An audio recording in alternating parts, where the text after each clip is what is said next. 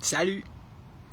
Alors aujourd'hui, je voudrais commencer par vous lire quelques petits passages de ceci, qui est donc une lettre qui nous a été envoyée à tous les chefs de parti. Je sais pas, là, en tout cas, au moins à tous les chefs de parti de la Résistance par Alain Rioux là, de l'Alliance pour la famille et communauté. Puis donc, je voulais peut-être juste vous lire deux extraits. Je pense que je vais la scanner puis je vais la mettre sur un post. Là, vous envoyez ça. Là. Mais bon, alors pour commencer, intéressant ça. Monsieur René Lévesque a écrit pour moi, tout parti politique n'est au fond qu'un mal nécessaire, un de ces instruments dont une société démocratique a besoin. Mais les partis appelés à durer vieillissent généralement assez mal. Ils ont tendance à se transformer en églises laïques, hors lesquelles point de salut, et peuvent se montrer franchement insupportables. À la longue, les idées se sclérosent et c'est l'opportunisme politicien qui les remplace.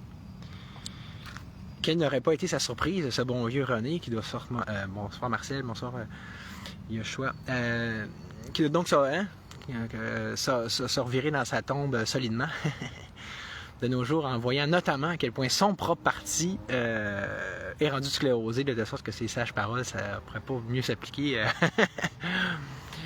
en fait à son parti comme à tous les autres, évidemment. Les partis de la Résistance sont plus neufs, sont plus frais, sont plus jeunes, mais déjà, on peut... dans le cas de plusieurs d'entre eux, je trouve que ça s'applique aussi, à mon humble avis. Ok, ouais, un autre passage ici.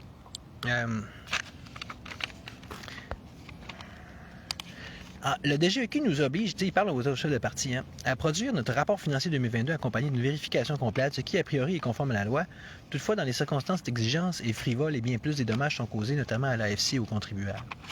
C'est vrai que ça, c'est une affaire que je trouve ridicule quand tu te crées un parti, là. Il faut vraiment que tu fasses un audit. Nous autres, on en est tiré avec autour de 1000$, mais je veux dire, c'est parce qu'on a fait zéro dépense. Fait que c'était un audit à zéro quasiment. Là.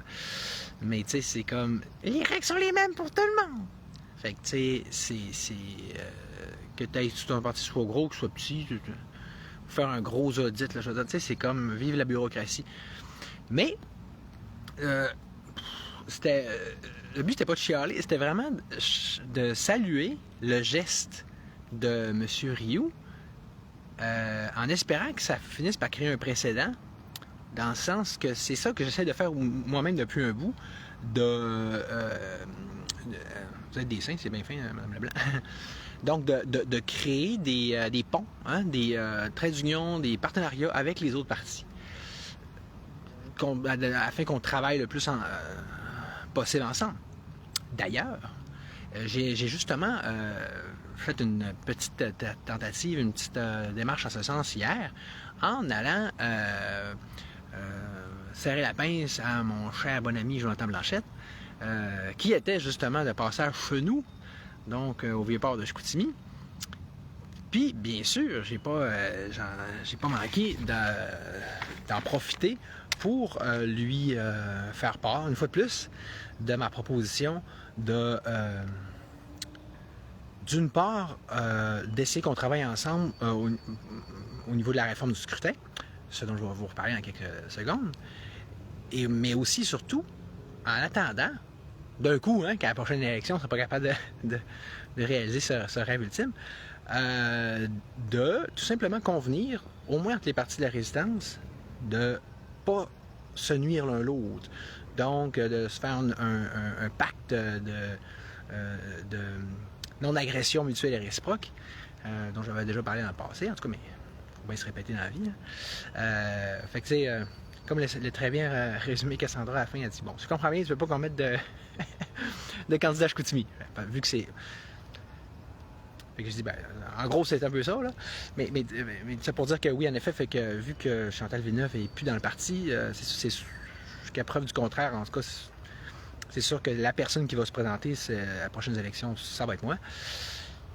Puis peut-être aussi quelques autres candidats. Mais comme vous voyez, moi, déjà là, j'ai vraiment pas du tout la même approche, que ce soit là ou dans l'élection d'avant, que, disons, George Tiger l'avait dans le temps, ou que Jonathan Blanchette me l'a répondu candidement, ou que Duhem avait répondu par la bouche de ses why, c'est-à-dire on met un candidat dans chacun des 125 comtés. J'ai dit, c'est ça. C'est pour ce qui est de s'entretuer, puis de nous entrediviser, ça c'est le top, on s'entend. Tu sais, je veux dire, c'est cela que tu vois qu'est-ce qui arrive quand on joue selon les règles de ce système de caca, chapeauté par la CAQ, qui refuse d'y mettre fin, hein, notamment au moins en changeant le mode de scrutin. Fait que, tu sais, we're pitted one against another, en bon anglais. Donc, salut David. Donc, tu sais, on est forcé à compétitionner, tu sais. Mais on n'est pas forcé, en fait. On peut vraiment se faufiler, faire autrement si on travaille, on est capable de travailler ensemble, ok? C'est dans notre tête, ça, là, qu'il faut qu'on, quand ça soit chacun pour soi, puis, tu sais, etc. Fait que là, qu'est-ce que je voulais vous dire d'autre? Ben c'est ça, j'ai bien hâte de voir la réponse de Jonathan. Je pense qu'ils vont penser à ça. Je rappelle qu'à date, il y a seulement Jean-Charles Cléroux de la Démocratie Directe, salut Rebelle, qui a embarqué dans le concept. Et encore, hey, salut Mary! Okay. Belle gang à soir! Fait que, tu sais, donc embarqué, et encore là, de façon tacite, là. Tu sais, ils m'ont pas dit, on va jamais mettre de candidat dans ton comté. C'est sûr que, tu sais, quand il n'y a pas de candidat proposé dans le comté, ça aide, hein? Mais, tu sais, qui vivra verra, hein? Une autre dernière chose que... Ah oui, non, j'avais dit que je reparais derrière la réforme du mode de scrutin. Écoutez bien ça, les amis, j'en ai une bonne. Là, j'ai compris l'ultime patente qu'il faut faire pour régler le problème de la réforme du scrutin. Parce que, tu sais, je vous avais dit, on va faire un sit-in pluriel, ciblé, mais, tu sais, dans chacune des constitutions de la CAQ. Qu'est-ce que vous pensez que j'ai eu comme réponse? Évidemment, un gros zéro, c'est-à-dire, on s'en fout, tu sais, Charles-Olivier, comme d'habitude, on ne va pas t'écouter, ils ne vont pas embarquer. Donc, qu'est-ce que ça fait dans ce temps-là? Je ne vais pas me casser dents pour rien. Là. Je cogite, puis je me dis, comment je pourrais améliorer la formule? Puis là, je me suis dit, pourquoi pas faire comme tous les méchants font tout le temps? Pourquoi pas nous-mêmes trouver une tête de Turc? C'est plutôt que d'attaquer chacun pour ainsi dire, des députés de la CAQ séparément. Pourquoi pas trouver... tout miser sur un seul. Et tant qu'à faire, pourquoi pas trouver le responsable numéro 1 de tous les maux du Québec, et notamment, je veux dire, de la non, application de la promesse électorale de François Legault et de la CAQ à l'effet de réformer le mode de scrutin. J'ai nommé, évidemment, François Legault lui-même. Donc, là, tout d'un coup, ça se simplifie, puis ça commence à prendre du sens, puis à devenir un petit peu plus réaliste. OK? Parce que, imaginez donc que, pour commencer, on ait toutes manifesté, pas 2 heures, là, non, un sit-in, mais devant le bureau de député de François Legault. Il faudra trouver cette circonscription, je ne sais pas trop c'est où.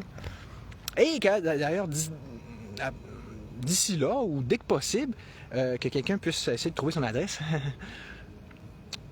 Ah oui, parce que pour la phase B, d'un coup, c'est pas suffisant, hein? On ne sait jamais, de manifester devant son bureau. Ben, on va devant sa maison privée, tout en respectant les directives de la police, parce que, quand j'avais contacté Richard Hamel de la police de Québec, il m'avait dit, oui, c'est légal. Tant qu'on respecte une distance par rapport au domicile, puis on respecte des heures par rapport aux voisins, question de... un équilibre, là. Puis qu'on collabore avec la police, là, on ne va pas être dans la rue, tout ça. Bon. Fait que, écoute...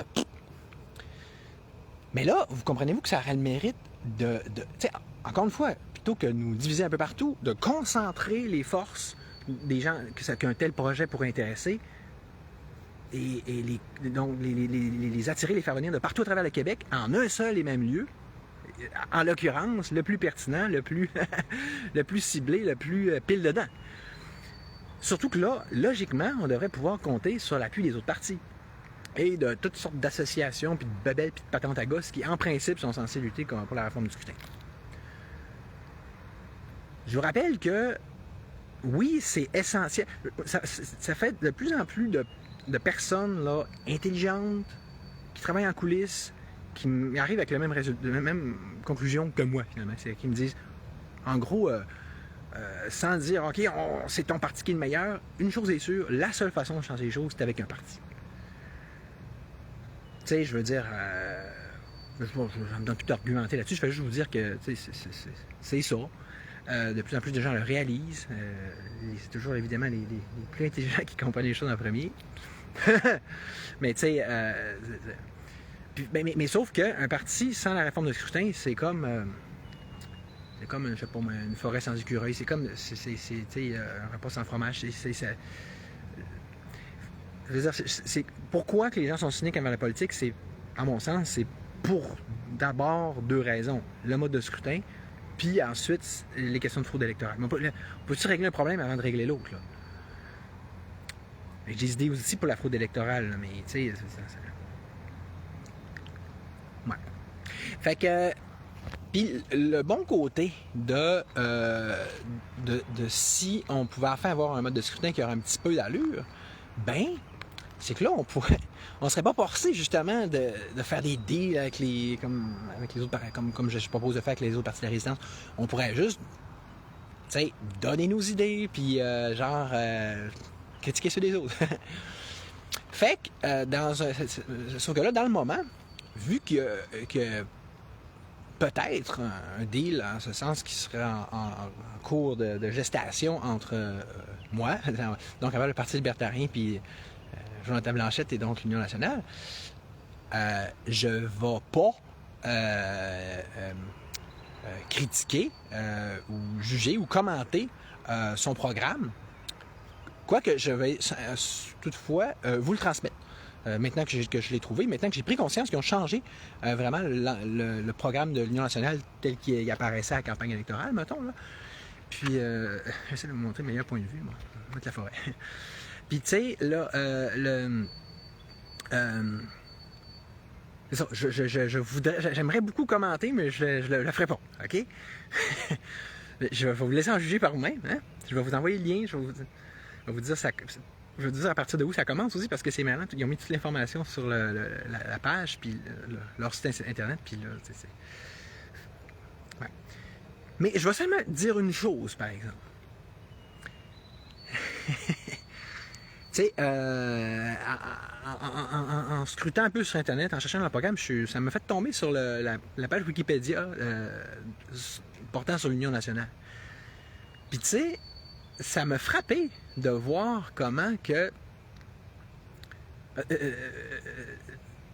d'une part, là, depuis qu'ils ont fait leur modification dans la table blanchette, là, puis Cassandra, puis ça, faut au moins reconnaître une chose. Ça a pour effet d'amener le programme de l'Union nationale tel qu'il était l'année passée, disons, plus à gauche, OK? On va le dire comme ça. Déjà que ce programme-là était moins à droite que celui de Maurice Duplessis. Puis là, il me dit, pourquoi c'est où tu t'en vas avec ton affaire de Maurice Duplessis, là, Charlot? Hein?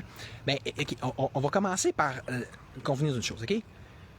Oui, Maurice Duplessis, c'était un pas fin, un gros méchant. À go, il tape tout sur le museau, puis on décolle tous en litanie, là, comme on nous a appris à l'école, que oui, c'est pas bon d'être comme lui, puis rappelons-nous que c'était l'enfer quand il était là. OK? Fait OK, donc, je refais ma profession de foi comme de bon petit Québécois. Je concède, je reconnais que Maurice Duplessis était un méchant garçon. Oh, alléluia! Ceci dit, OK? Parce que, OK, je veux dire, au-delà qu'il y avait des défauts, au-delà qu'il a fait plein de conneries, là, ce que je vais faire, je vais vous citer dans la description du live des passages de la page Wikipédia, genre ceux qui font plus mon affaire, mais qui montrent que ce gars-là, sérieux, il avait compris des affaires intéressantes pareil. Puis que, tu sais, c'est logique en un sens, qui fait ramener la barre du côté de ce qu'il faisait, donc plus à droite que... Parce que le Québec n'a jamais été aussi à droite que quand c'était lui qui était au pouvoir. Pensez-y, là. Puis là, en guise de réaction, pouf! À partir de la Révolution tranquille, on a tourné la barre à gauche toute. Puis ça, on va là, on continue dans cette direction-là à fond le train, en réalité, là, depuis des décennies. Tu sais, c'est tout s'azimute, puis tu sais, avec les œillères, il faut surtout pas faire autre chose que ça. Puis regardez où est-ce que ça nous a mené, OK? Donc, peut-être que, logiquement, ça serait de ramener là-bas. Fait que, tu sais, c'est ironique que le programme original, tu sais, la philosophie, l'orientation originelle de l'Union nationale, là, celle de Maurice Duplessis, pourrait sans doute pas être plus pertinente qu'en ce moment au Québec. S'il y avait un vrai parti qui incarnait ça, j'aurais probablement pas besoin d'être là. Si l'Union nationale était fidèle à ses principes de départ, en ce moment, puis qui était forte, là, ça pourrait être le parti idéal pour lequel voter. T'sais. Puis, je veux dire, on aurait un parti qui serait donc pas mal plus à droite, pas mal plus, je veux dire, intègre, pas mal plus vrai que celui de Duhem, exemple. Il allait me dire droite, gauche. Écoute, pour vous résumer, c'est quoi ça veut dire ces vrais mots-là, là? C'est simple. Comme que ça le dit sur la page de Wikipédia, Duplessis, c'était quelqu'un qui ne croyait pas à l'intervention de l'État, qu'il fallait qu'il y en ait le moins possible. Puis, qui était même, non seulement pour l'autonomie québécoise, mais qui était même régionaliste. Vous ne trouvez pas que ça ressemble pas mal à ce que j'arrête pas, moi, de dire depuis des mois? Puis que je suis seul à dire, là. Ben, au moins, je trouve ça le fun de voir qu'il y a quelqu'un au Québec qui a compris ça. En l'occurrence, ce bon vieux Maurice. Dont je ne suis pas en train d'excuser tous les vices. Là. Le but, c'est pas de faire un nouveau Maurice. Là. Non! OK? C'est de prendre le beurre et l'argent du beurre, c'est de prendre le meilleur des deux mondes. De toute façon, là, c'est pas compliqué. Le but, c'est pas de retourner dans le passé, c'est d'aller vers l'avenir, mais apprendre le meilleur du passé. Puis surtout, quand tu prends ces meilleurs éléments-là, on va jusqu'au bout. Là. Tu sais, je pense qu'il ne faudrait pas juste être autonomiste, il faudrait se séparer du Canada anglais. À un moment, on n'a plus le temps là, de niaiser, là, de couper les cheveux en quatre, là, puis de zigonner avec un zigolo comme Trudeau, là, puis Pierre Jean-Jacques. Là. Écoute, on a déjà assez de problèmes de même. Là. Puis après ça, on décentralise le plus possible. C'est quoi le but de mettre un roi? Là, on a deux rois là, Trudeau puis Legault. Ben écoute, c'est quoi le but d'en troquer un pour un autre? Non. Tous les pouvoirs de Québec, on les décentralise, on les envoie vers les régions au maximum et on continue après. Tu comprends? C'est même pas suffisant. Des régions vers les municipalités, des municipalités vers des districts et ultimement vers des communautés aussi autonomes et autogérées que possible. En tout cas, c'est ce que je vous propose moi. OK. Ceci dit, bon, je voulais pas parler du problème de Jonathan Blanchet. Je voulais pas. J'espère que il est resté gentil. Mais, tu sais, je respecte beaucoup cette personne-là. Je pense que, c'est comme je disais à quelqu'un, je serais très heureux un jour de mon... Mettons, on avait le droit de rêver. Mettons que je serais élu à l'Assemblée nationale. Hein? Puis que lui aussi. OK? Hey, on s'entend-tu que je serais bien plus heureux d'avoir lui sur ma banquette à côté que le genre de pourri, excusez, qu'il y a actuellement sur ces sièges-là. Là. C'est juste que moi, je serais là dans le but de mettre fin à ce système-là. Alors que Jonathan Blanchet est là pour le but de, mettons, l'améliorer, en tout cas, selon sa façon de le voir. De toute façon, c'est pas grave.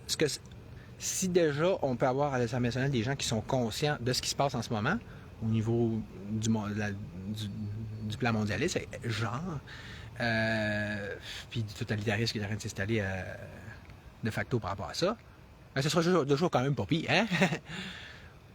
Fait que sur ça, ben, salut, puis en tout cas, s'il y en a qui sont intéressés, je vous retrouve tantôt pour un autre live par rapport à un tout autre sujet. Fait que salut!